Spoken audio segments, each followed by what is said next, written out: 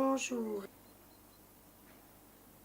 Alors, l'approche cœur à corps, qui signifie je me relie à mon corps pour être en accord avec moi-même et ouvrir mon cœur, est une approche qui touche l'être dans sa globalité pour savoir et se connaître dans nos parts d'ombre, dans nos parts de lumière, dans nos forces comme dans nos failles, et être toujours un être conscient, capable de s'auto-observer et de sentir à l'intérieur de lui ce qui est juste pour lui, afin d'intégrer encore plus, de développer encore plus ses parties, et puis de pouvoir sans jugement et vraiment en toute bienveillance accueillir les parts souffrantes de nous, qui sont encore les parts d'ombre qui ont besoin d'être prises en considération, d'être consolées, écoutées, pour pouvoir être réparées et totalement transcendées. Alors, dans cette approche d'individuation, de redevenir un, entier, de se sentir autonome et responsable de soi dans sa vie, et responsable ne veut pas dire coupable. Responsable signifie, j'ai bien compris que ce n'est pas l'extérieur qui va me combler, qui va être là pour que je me rencontre, que je me sente alignée et en phase avec moi. C'est tout un chemin vers moi-même de connaissance, de confiance, d'estime de moi, et j'ai la responsabilité de ma vie. C'est-à-dire, je m'engage et j'assume mes choix pour qu'ils soient le plus possible en adéquation avec mon être véritable et mes valeurs. Alors, nous avons 4 dimensions qui nous permettent de nous expanser, de nous explorer dans différents domaines.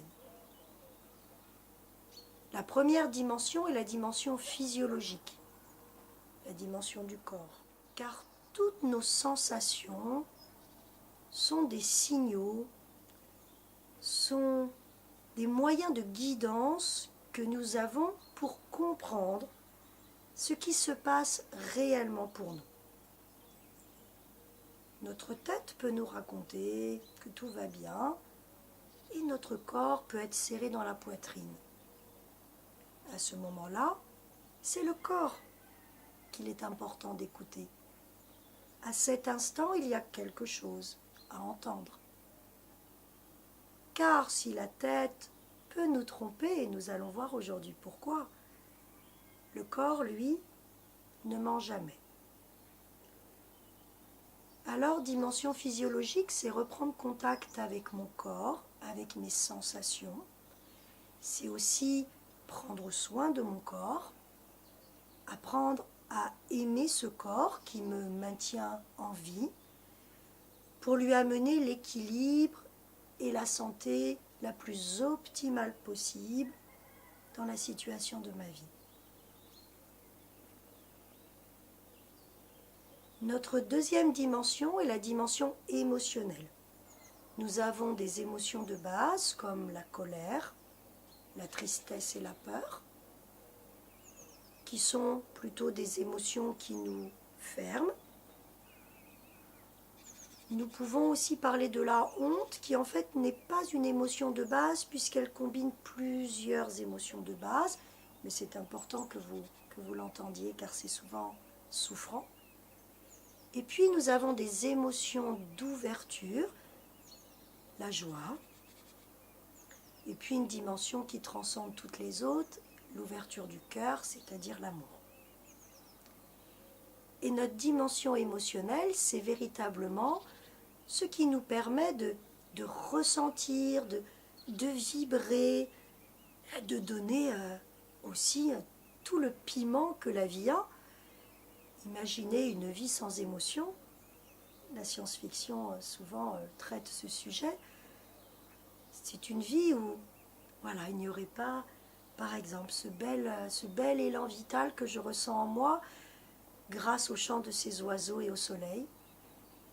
Et puis nous verrons que nos émotions plus difficiles pour nous sont de merveilleuses amies qui viennent nous alerter lorsque nous avons besoin d'aller comprendre une souffrance, une blessure qu'il est important d'aller prendre soin. Donc dimension émotionnelle, cerveau limbique. Certaines personnes, en fonction de leur histoire, se sont coupées de leurs émotions.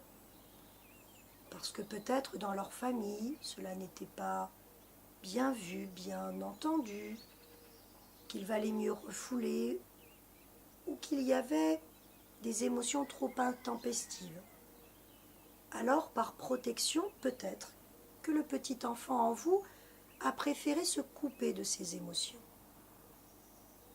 Si c'était peut-être judicieux à l'époque, avec les ressources dont il disposait, aujourd'hui, l'adulte que vous êtes a réellement besoin de ses émotions.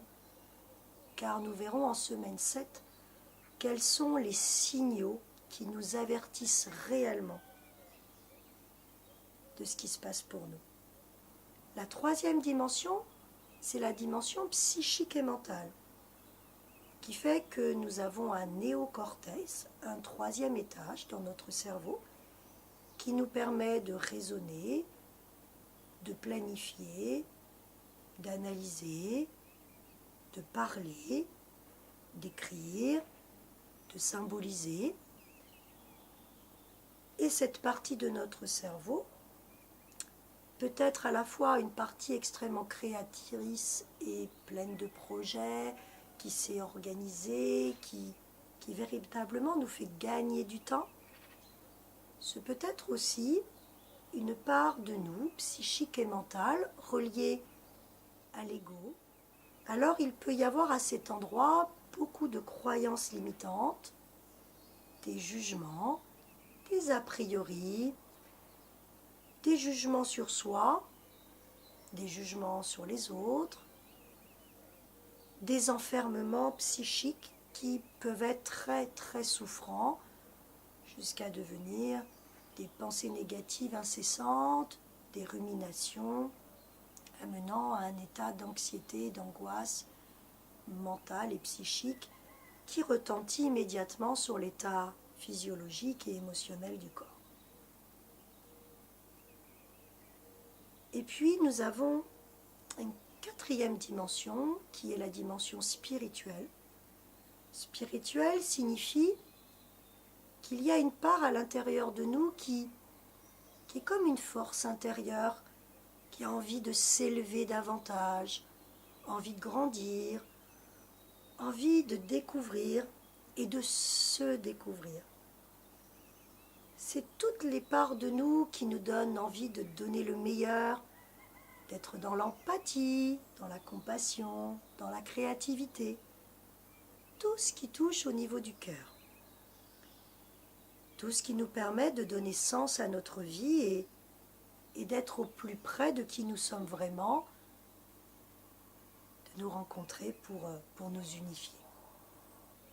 Vous allez comprendre comment l'approche cœur à corps va véritablement se servir de la connexion au cœur pour avoir l'information la plus près de nous-mêmes avant qu'elle soit décodée par la tête. Il y a une autre, que je n'appelle pas une dimension, une autre façon de nous connecter à notre être, à être qui nous sommes. C'est comment nous vibrons, comment nous sommes au niveau énergétique. Vous avez bien conscience que les matins, vous vous réveillez chagriné, fatigué.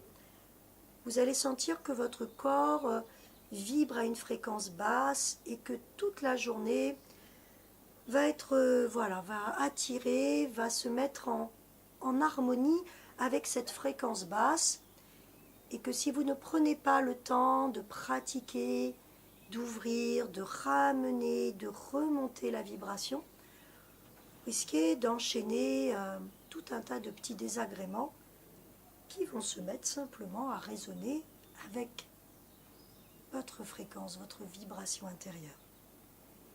Et puis dans les moments comme ce matin où j'ai vraiment grand plaisir à être là, vous vous rendez compte, la chance de vivre dans la nature, d'avoir ce soleil en plein hiver, tout cela rien que d'en prendre conscience ouvre le cœur et je sens à l'intérieur de moi que ça se met à pétiller, à monter en vibration. Et de ce fait, mon cerveau va beaucoup plus être attiré vers tout ce qui est agréable, tout ce qui est positif, puisque le filtre qui émet ma vibration est plutôt tourné vers l'ouverture. Commencez à vous auto-observer et à ressentir à quel endroit vous vous sentez touché et à quel endroit vous avez encore envie d'aller vous explorer.